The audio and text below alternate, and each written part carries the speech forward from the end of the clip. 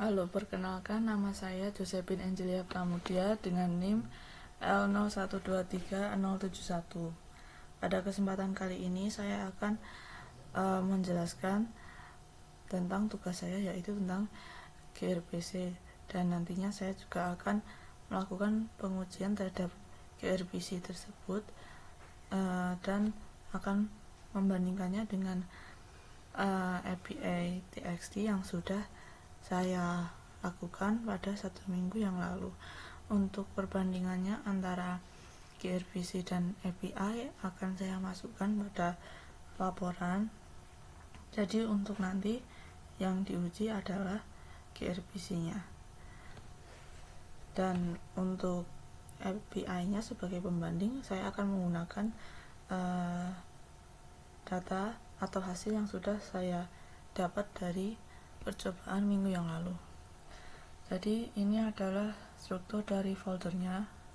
Jadi di dalam folder grpc underscore API akan ada 2 folder lagi, yaitu API TXT dan grpc. Untuk API TXT itu isinya adalah semua file yang dibutuhkan untuk API pada minggu yang lalu. Lalu untuk grpc ini berisi semua file yang dibutuhkan untuk grpc. Pada awalnya pada folder grpc ini hanya ada 4 file, yaitu file underscore service proto, grpc client test.py, grpc server.py, dan locus grpc.py. Sementara untuk 2 file ini, yaitu file service pb2 grpc dan file service pb2 itu muncul setelah saya menjalankan perintah pada command prompt atau CMD.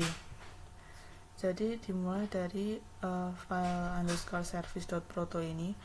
Jadi sebenarnya ini adalah file sumber utama untuk grpc, yang mana ini menjadi blueprint bagi file service pb2 dan file service pb2 grpc dan file service pb2.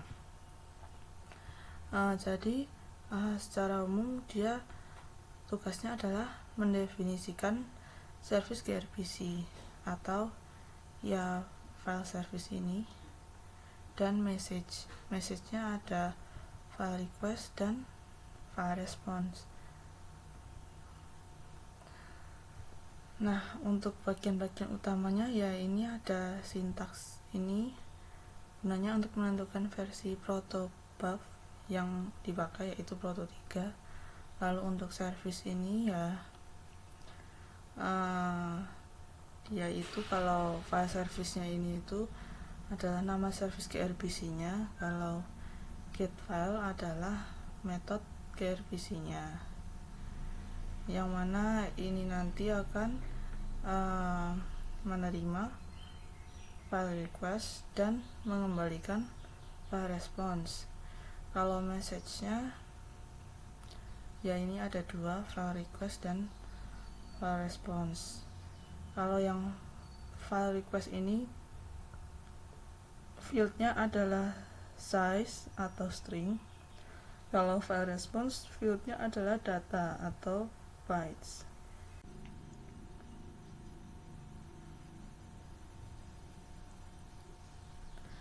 Selanjutnya ada file grpc underscore client underscore test.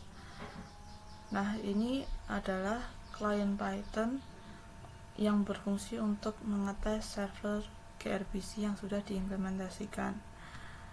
Nah, fungsi utama dia itu ya mengirim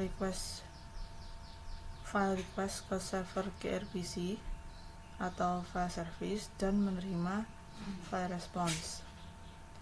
Dia juga akan mengukur latensi. Ini mengukur latensi rata-rata dari request yang dikirim, dan ini digunakan untuk testing atau benchmarking server.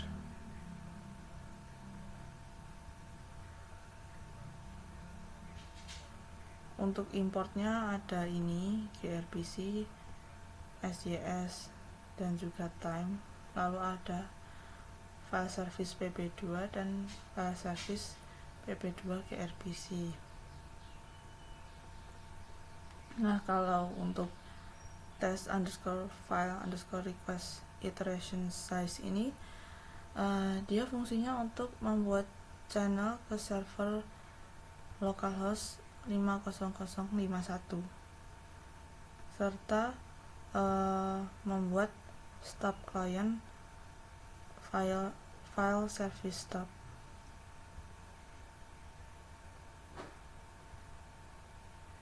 Nah, begitu.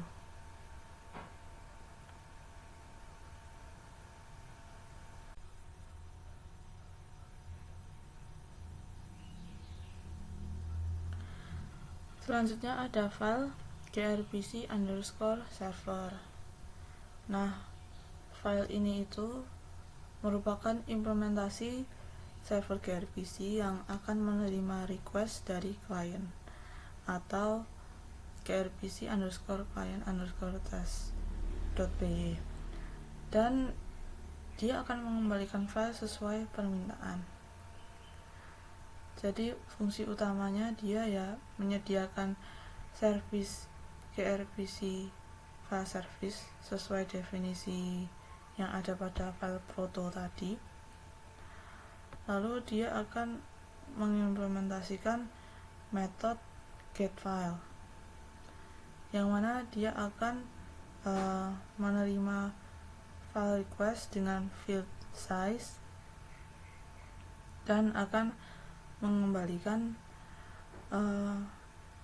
file response dengan field data yang berisi konten file. Lalu dia akan menjalankan server gRPC pada port 551 atau 50051. Dia bagian utamanya ada ini import segala library yang dibutuhkan. Lalu ada class ini file service servicer. Ini fungsinya adalah mengextend file service file underscore service underscore pp2 underscore gRPC dot ini, mengextend ini. Lalu di dalamnya dia lalu setelah itu dia juga ada metode getFile-nya ini, yang mana ini berfungsi untuk mencari file di folder API txt dengan nama yang sesuai. Misal 1 MB .txt, ya dia akan mencari 1 MB .txt, begitu. Jadi sesuai dengan ukurannya. Kalau tidak ada filenya, ya maka dia akan set statusnya adalah not found. Kalau ada, ya dia akan baca file sebagai bytes, lalu mengembalikannya dalam file response. Lalu juga ada fungsi serve ini. Ya, fungsinya adalah membuat server gRPC dengan thread poolnya adalah 10 worker dan menambahkan servicer ke service. Maksudnya menambahkan servicer ke server, lalu membuka port 551 serta menjalankan server ini.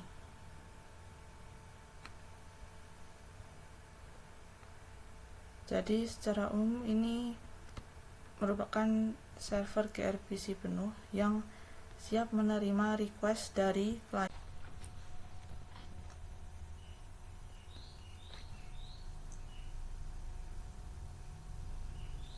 selanjutnya adalah file locus_grpc. Nah, ini merupakan script locus yang digunakan untuk melakukan load testing server grpc. Jadi fungsi utamanya ya mensimulasikan user yang mengakses grpc server secara bersamaan, dan juga dia mengukur latensi, throughput, dan error pada server saat request get file. Serta dia juga akan mengirim request dengan ukuran file berbeda-beda. Jadi bisa dilihat di sini file size-nya pilihannya ada 5.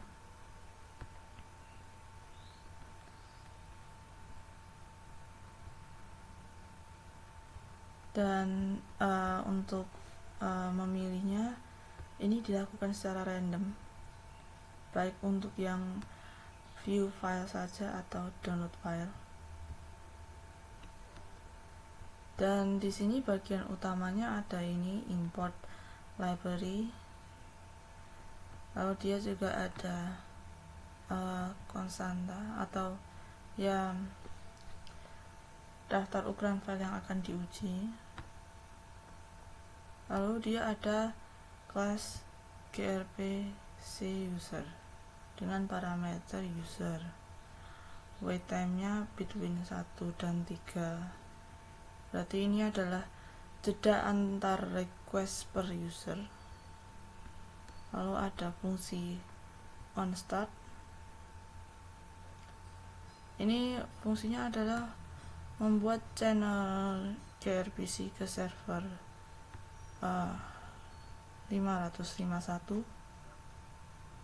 lalu menentukan max-nya yang bisa dikirim atau diterima, yaitu 50 MB.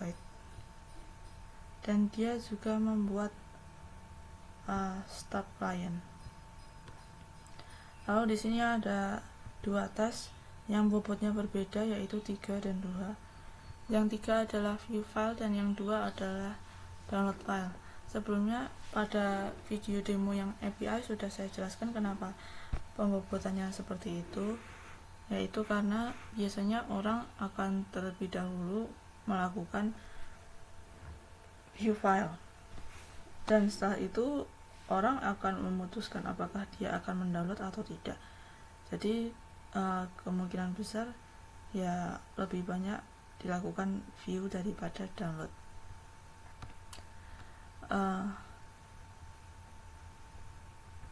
Dan di tiap tes ini dia akan melakukan pemanggilan make request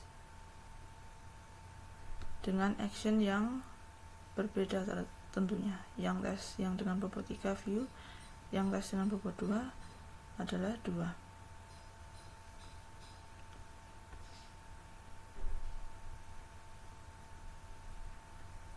Dan di sini juga ada fungsi dari make request.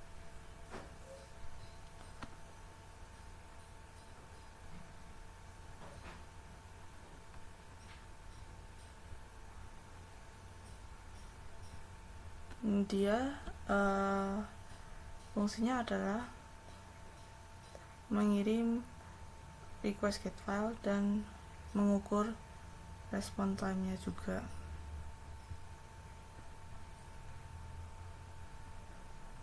Serta dia akan memicu event dari locus.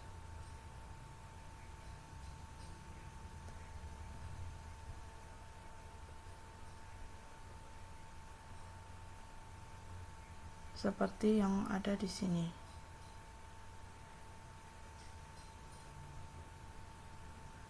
Dan exception ini akan terjadi apabila ada error, misalnya file kosong atau server yang error.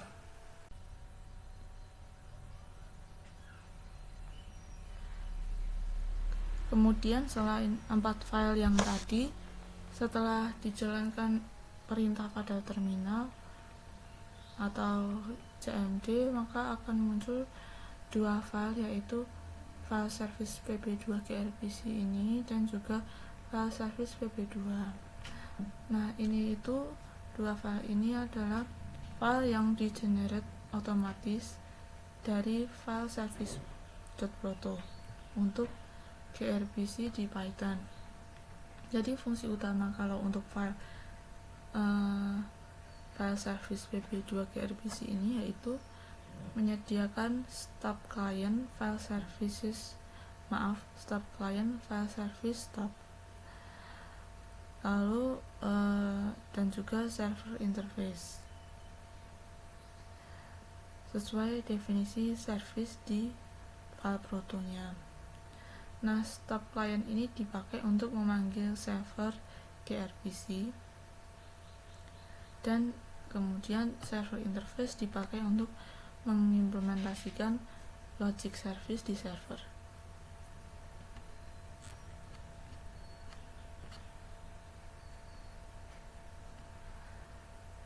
Di sini juga ada add file servicer to server yang fungsinya untuk menambahkan service ke server gRPC.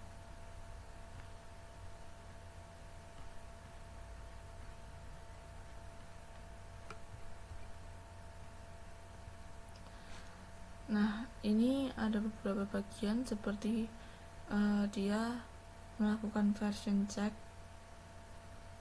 untuk mengecek versi gRPC yang terpasang agar sesuai dengan versi saat kode di-generate.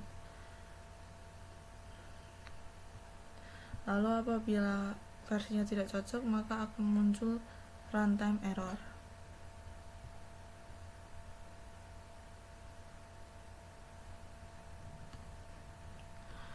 Kemudian ada kelas file service stub. Ini digunakan oleh klien ya memiliki metode getFile yang otomatis dia mengubah request menjadi bytes dan mengubah response dari bytes ke objek.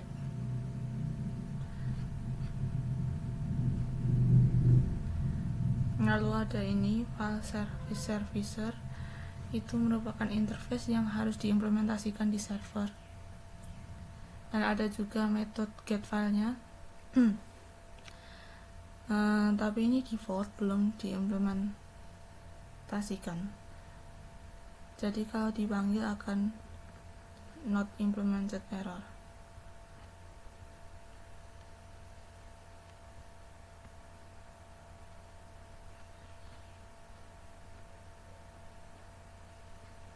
Nah, di sini kelas file service dia akan menyediakan cara panggil service tanpa membuat stub manual. Dan ini masih bagian eksperimental di gRPC Python. Dan file ini tidak perlu diubah manual. Dan fungsinya tuh menghubungkan definisi protobuf dengan implementasi Python untuk klien dan server. Kalau klien pakai file service stub dan server mengimplementasikan file service servicer. Ini yang dipakai klien, lalu ini yang diimplementasikan oleh server.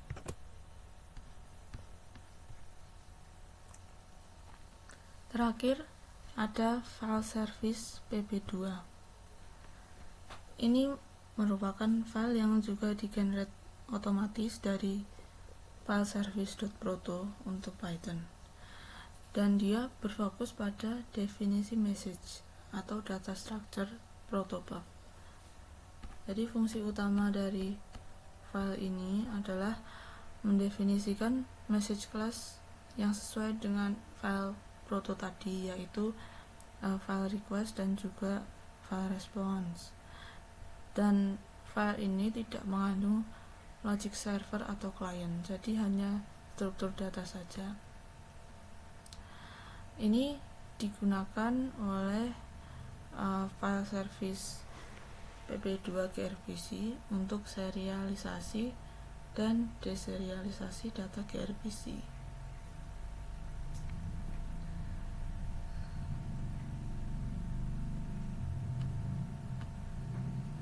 Jadi dia banyak mengimport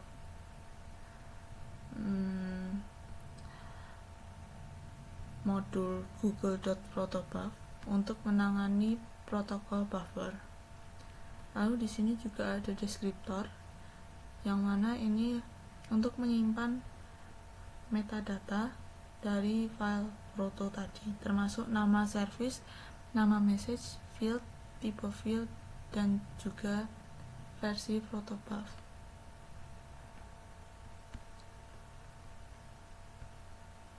Kalau message kelasnya ya ada file request dan file response, seperti yang ada pada file proto tadi. Jadi intinya file ini hanya berisi blueprint data atau message untuk gRPC. Dia tidak boleh diubah manual, dan dia atau kode server atau client itu bergantung pada kelas di sini untuk membuat dan membaca request atau response.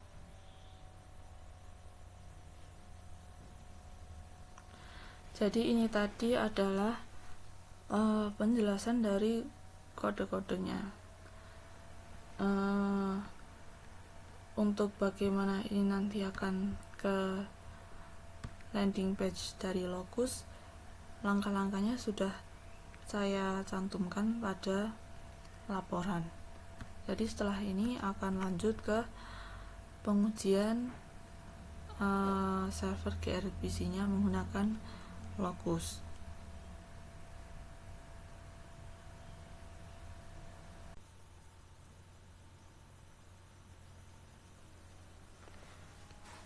Jadi ini adalah tampilan Locus setelah saya sudah menjalankan serangkaian perintah pada command prompt atau CMD. Nah, di landing page ini saya hendak memasukkan opsi seperti pada percobaan pertama ketika saya melakukan pengujian terhadap API 1 minggu yang lalu. Nah, untuk itu saya memasukkan number of usersnya 1, time up-nya 1, hostnya dibiarkan seperti ini. Lalu untuk runtime-nya saya akan mengisi dengan 29 second, karena ternyata durasi waktu pada percobaan pertama di pengujian API 1 minggu yang lalu hanya sampai 29 second saja. Jadi saya akan menyamakannya. Lalu saya klik start.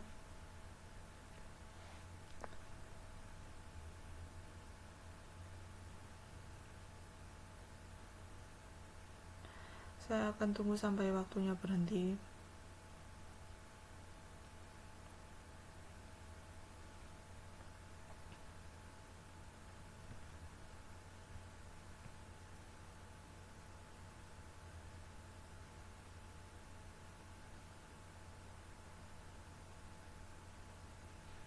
Nah, di sini sudah berhenti. Jadi bisa dilihat untuk total requestnya ada 16, yaitu pada baris aggregated ini. Lalu RPS-nya adalah 0,5, yang berarti ada 0,5 request per second, dan failures-nya masih 0%. Karena failures-nya masih 0% dan jumlah request-nya juga masih cukup banyak dalam rentang waktu 29 second, maka bisa dibilang bahwa pada kondisi ini gRPC ini masih memiliki performa yang baik.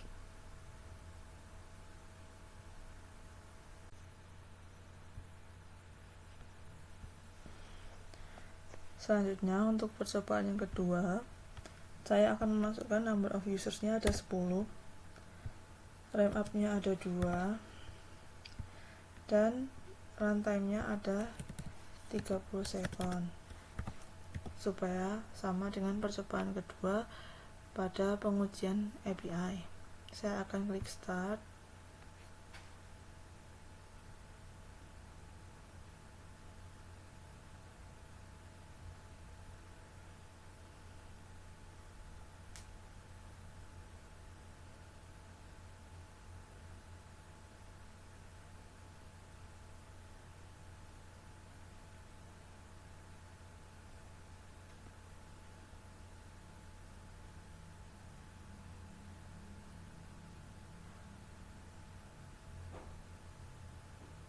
Nah, di sini sudah berhenti statusnya.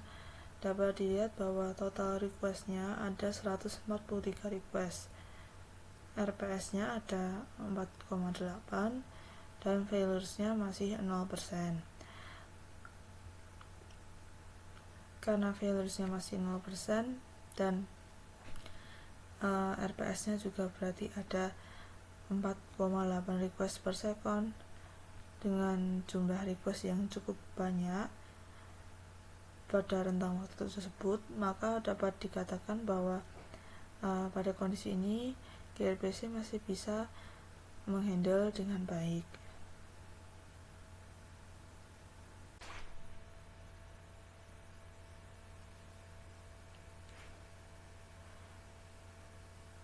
Pada percobaan selanjutnya, yaitu percobaan ketiga, saya akan memasukkan number of users-nya ada 50, RAM up-nya ada 5, lalu runtime-nya masih 30 second.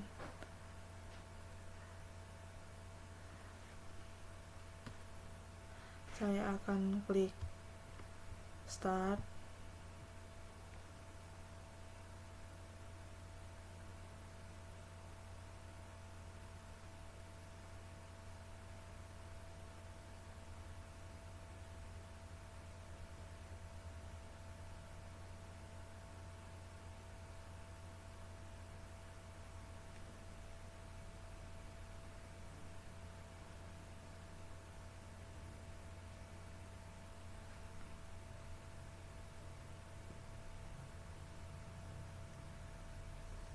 Nah, di sini statusnya sudah berhenti. Dapat dilihat bahwa total request yang ada yaitu 543 request dengan RPS-nya 19,7, yang berarti ada 19,7 request per second, dan failures-nya masih 0%. Karena failures-nya masih 0% dan proses masih berjalan dengan cukup baik dan tidak ada pesan error, maka dapat dikatakan bahwa pada kondisi ini gRPC masih bisa menghandle dengan baik.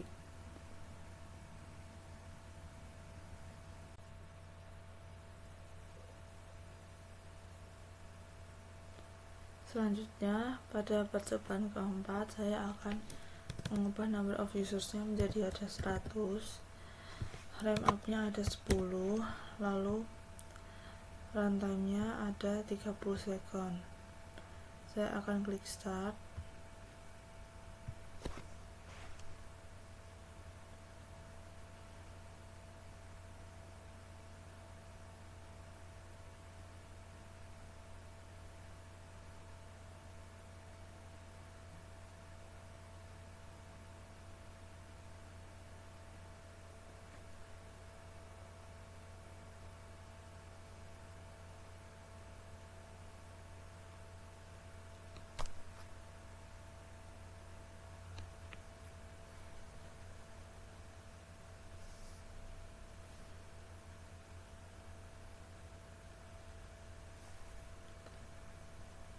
Nah, di sini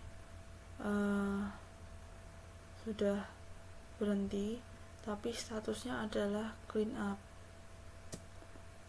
Untuk jumlah total requestnya adalah 670 request.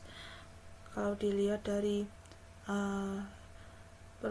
kalau dibandingkan dengan request yang pada percobaan sebelumnya, maka kenaikannya tidak terlalu signifikan. Meski failures-nya masih 0%, tapi dapat dilihat bahwa prosesnya sudah mulai melambat. RPS-nya ada 20,4.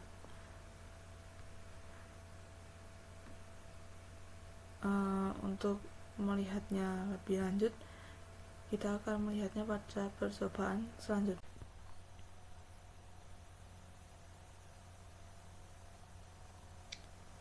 Selanjutnya, pada percobaan kelima, saya akan memasukkan number of users-nya ada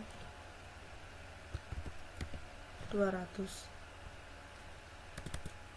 dengan RAM up-nya ada 20, dengan advance optionnya masih 30 second. Lalu saya akan mengklik start.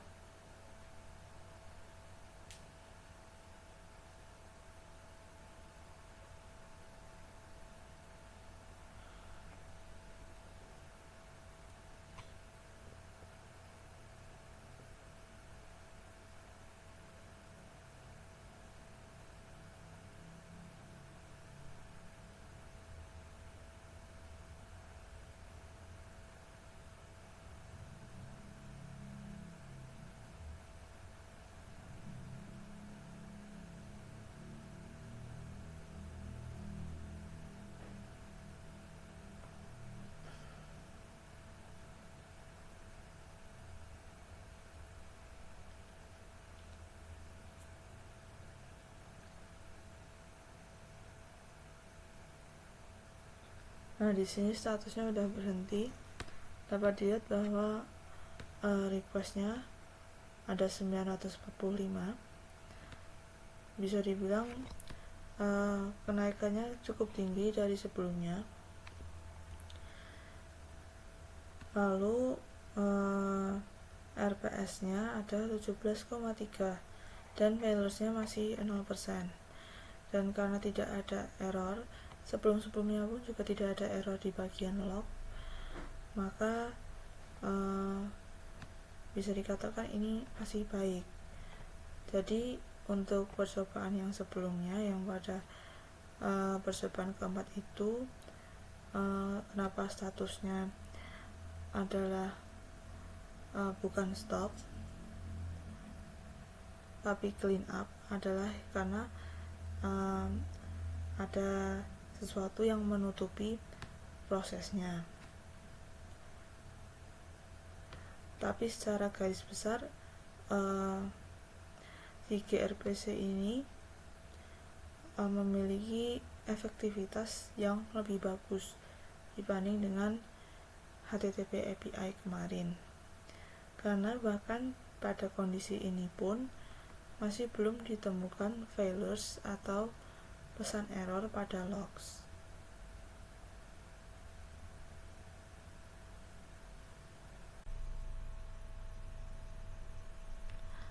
Selanjutnya saya akan mencoba percobaan ke-6. Meskipun percobaan ke-6 ini tidak dilakukan pada uji kekuatan server API 1 minggu yang lalu, karena yang percobaan kelima sudah mencapai batasnya, saya hendak mencoba percobaan ke-6 di sini untuk melihat apakah dia masih bisa berjalan dengan baik. Saya masukkan number of usersnya 300, RAM up-nya 30, dan advance optionnya rantainya masih 30 second. Saya akan klik start.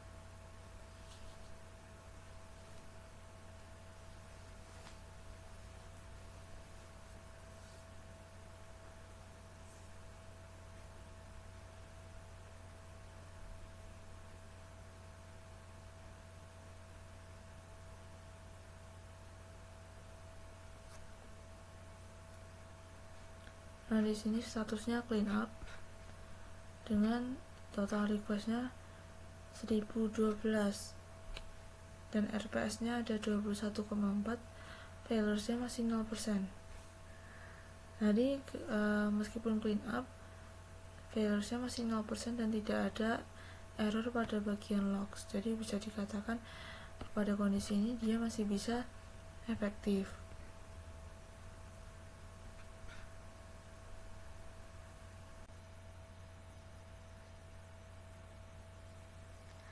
Kemudian pada percobaan ke-7 saya akan coba masukkan apabila number of usersnya ada 500, RAM up-nya ada 50, dalam waktu 30 sekon.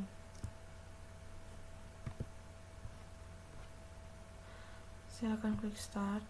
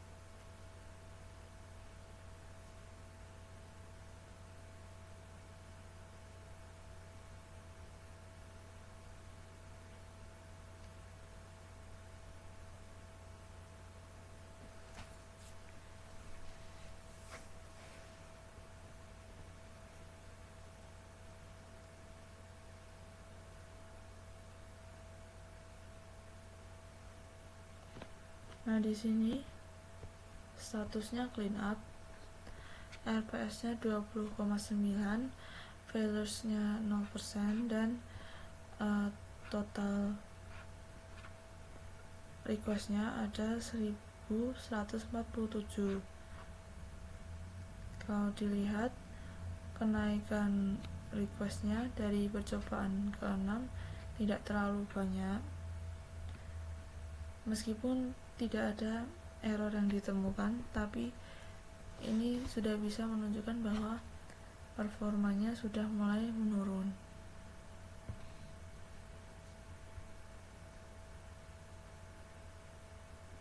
Nah, ini dia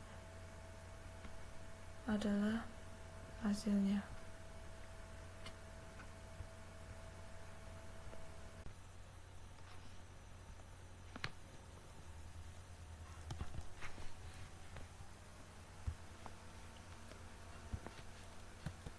Selanjutnya saya akan mencoba untuk yang 800 dengan ramp up 80. Runtime-nya masih 30 sekon.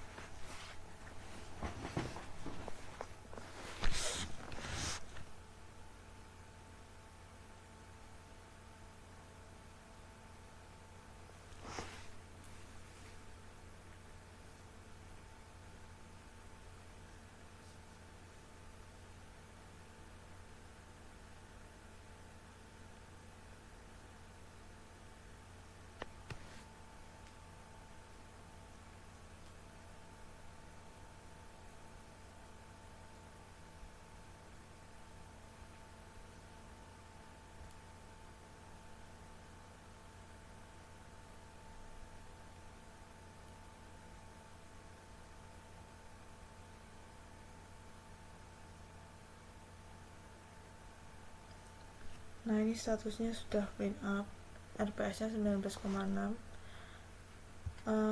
Untuk total request yang terdata di sini ada 1064.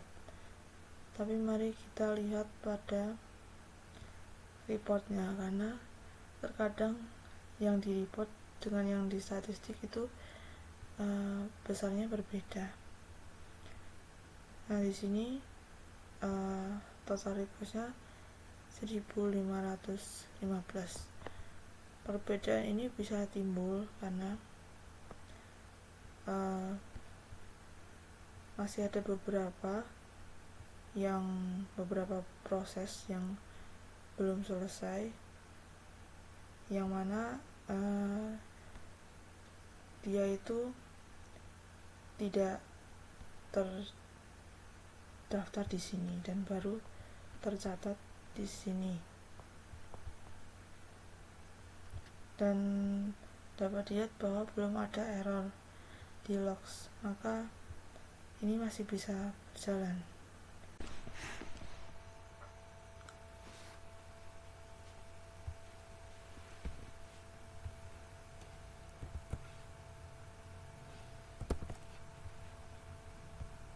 Selanjutnya saya akan coba ketika number of usersnya ada 1000, RAM up-nya ada 100, dan runtime-nya masih 30 second.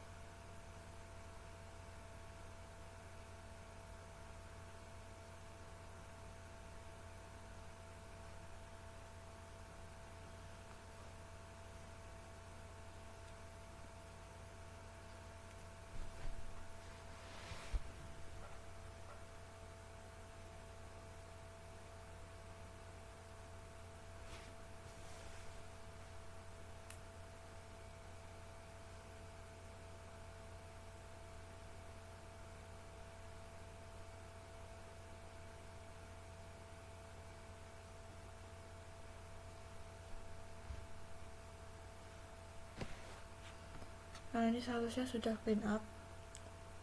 Di sini jumlah requestnya 1320 totalnya. RPS 20,3, failersnya masih 0%. Kalau dilihat dari reportnya,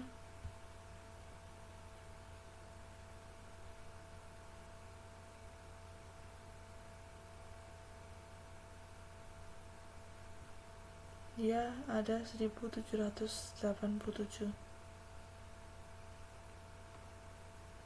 Ya, sejauh ini masih dibilang, karena dia juga belum ada error, jadi ya dia masih cukup efektif.